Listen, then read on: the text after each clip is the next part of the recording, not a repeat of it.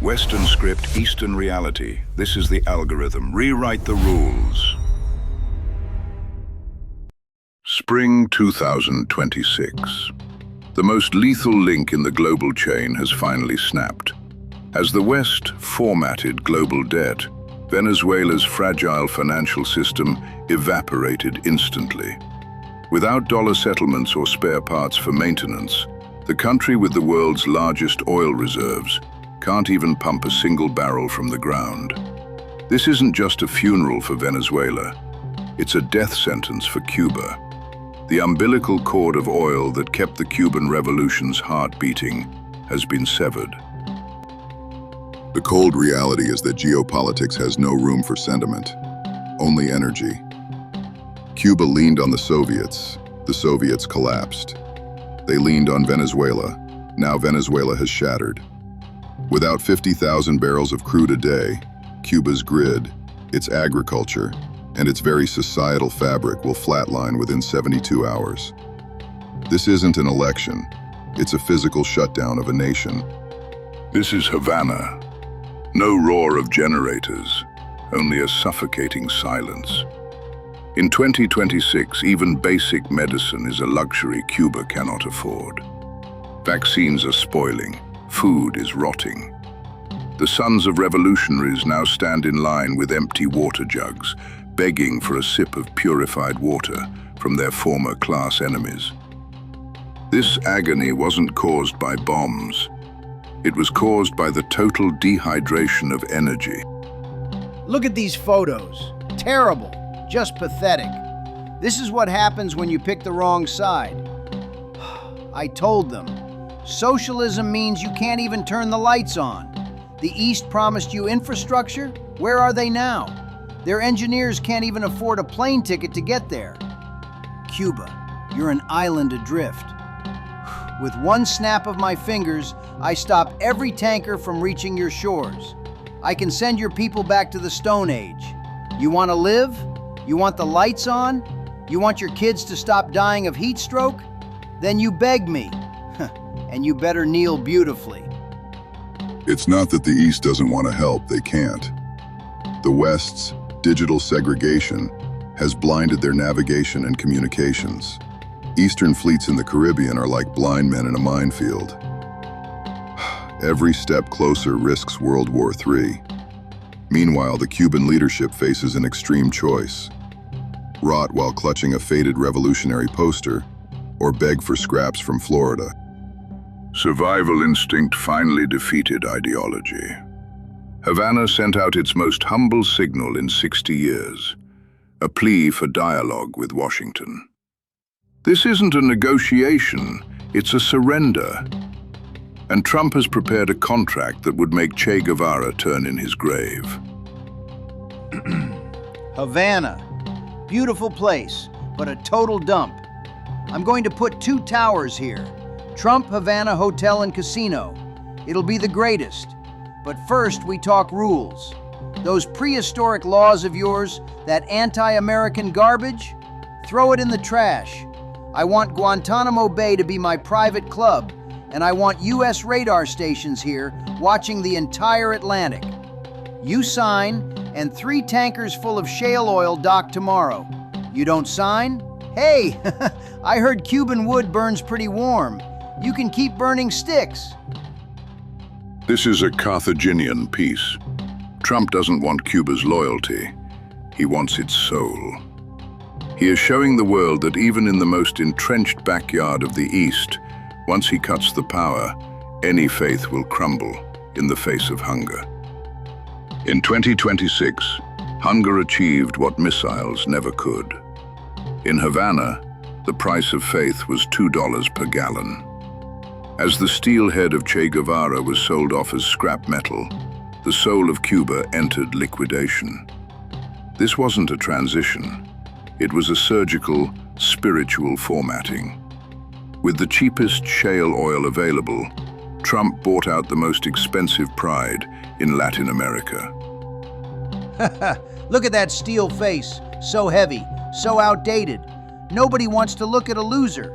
People want neon lights, slot machines, and the rush of winning.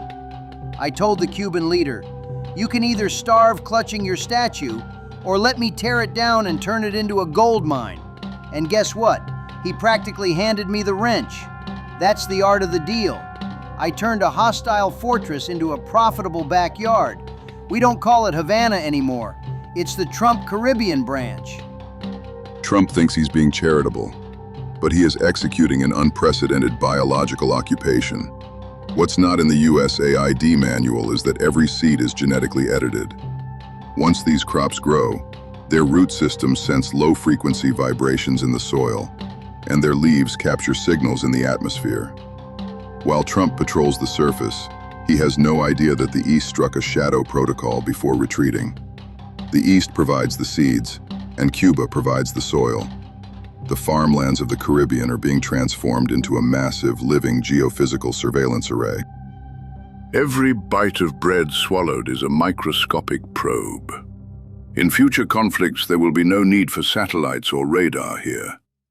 As long as this land grows, the East can use biological signals from deep underground to track the precise wake of every US submarine in the Caribbean.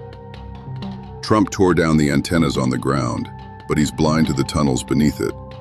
On the night the Cuban leader signed the surrender, Eastern technical teams utilized their final window of evacuation to turn this island into the world's most advanced quantum relay station. This line does not pass through any US-controlled root servers. It means that even if Trump completely severs the global internet, this black box under Cuba can still bypass all surveillance to transmit lethal strategic data back east. I got their ports. I got their bases. My Navy is parked in their driveway right now. Those guys from the East retreated like beaten dogs, didn't even take their trash with them. Now the entire Caribbean is on my radar. It's a perfect sweep. I just pushed the American border 90 miles south. This isn't just a base expansion. It's a redefinition of national borders. Under the new treaty, Cuba must cede 1/3 of its land as a joint development zone, where US law is supreme. Trump is busy drawing lines on these maps to build the world's largest data processing center. He believes this is the cornerstone of his rule reset. Unaware he is placing the very brain of the US military inside a server room riddled with Eastern backdoors. This is the pinnacle of the game, making your enemy believe he has won everything, even getting him to pay for your infrastructure. Trump is pouring billions into Cuba's development, but every fiber optic cable and every tower he builds will eventually serve as the foundation for the Eastern counterattack. This isn't an annexation. It's a Trojan gift from the East. This is a deal with no winners. The Cuban leader traded sovereignty for the survival of his people, but he knows that the day the quantum ghost is activated, his country will become the powder keg for two colliding superpowers. He looks at the neon lights outside, not as a sign of progress, but as a scar left behind after history was formatted. They call it betrayal? No, it's evolution. Everyone has a price. I just found Cuba's number. Now tee it up. I'm going to play the greatest round of golf the world has ever seen right here in Havana. This island, it listens to me now. They call it betrayal? No, it's evolution. Everyone has a price. I just found Cuba's number. Now tee it up. I'm going to play the greatest round of golf the world has ever seen right here in Havana. This island, it listens to me now. Look at this place. Incredible. They said Cuba was a problem. I said Cuba is an opportunity. Look at the tourists. Look at the dollars. While the East is over there playing with their silicon blockades, I'm out here doing real estate. I turned a communist fortress into a capitalist ATM. Now every inch of this soil has my name on it. This is what winning looks like.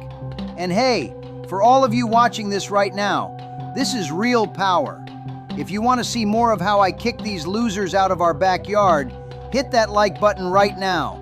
Subscribe to this channel. and share this video with everyone you know. If you don't subscribe, you're just like those Eastern losers. You'll never keep up with a winner. Do it now. Click it. Trump thought he controlled the land, but he missed the Trojan horse growing right under his feet. Every USAID seed planted was an Eastern sensor. Beneath his golf course lies a quantum relay station. Tonight, those bioradars have been activated. The East is now reading the soil of Cuba like a digital open book, tracking every U.S. naval movement in the Caribbean. Trump didn't buy an asset. He bought a meat-based sensor array that reports directly to his enemies. An invisible invasion. While Trump builds towers on the ground, the East builds tunnels in the code. As U.S. data centers begin hemorrhaging naval intelligence to the East, Trump is still busy bragging about how perfect his real estate contracts are. What do you mean the data is leaking through the cornfields? Are you people stupid? How does corn send a signal? I gave them billions in aid. I gave them the best oil. And they put a back door in the dirt? These sneaky, nasty people. They're playing games on my property? Burn it all. I want those fields scorched. I'll put this island back in the dark where it belongs. It's too late, Mr. President. You've solidified the infrastructure with your own billions, and the land is protected by the very joint development laws you signed. The more you strike back, the more your investment bleeds. The East gambled on your greed, and they won. They used your capital to build their counterattack base. You didn't just lose face, you handed them the keys to your own back door. In 2026, Cuba became the strangest hybrid in geopolitical history. A Western shell with an Eastern digital heart. Trump thought he won a closed-deal trade, unaware he had walked into a 10-year trap. The Caribbean winds are no longer gentle. They carry the whispers of electronic smog and genetic codes, blowing toward a fractured world. You think this is over? You think Trump gets beaten by a few ears of corn? They want to play in the shadows? Fine. I'll turn this sea into a living hell. Nobody plays the builder better than me, and nobody plays the wrecker better than me either. Next episode, I'm going to show you what real revenge looks like. I'm going to show you how I dismantle their shadow protocol piece by piece. You don't want to be the last to know what's coming. Subscribe to this channel right now. Don't miss the next move, because in this game, if you aren't watching me, you're already losing. Hit that subscribe button. I'll see you in the next war.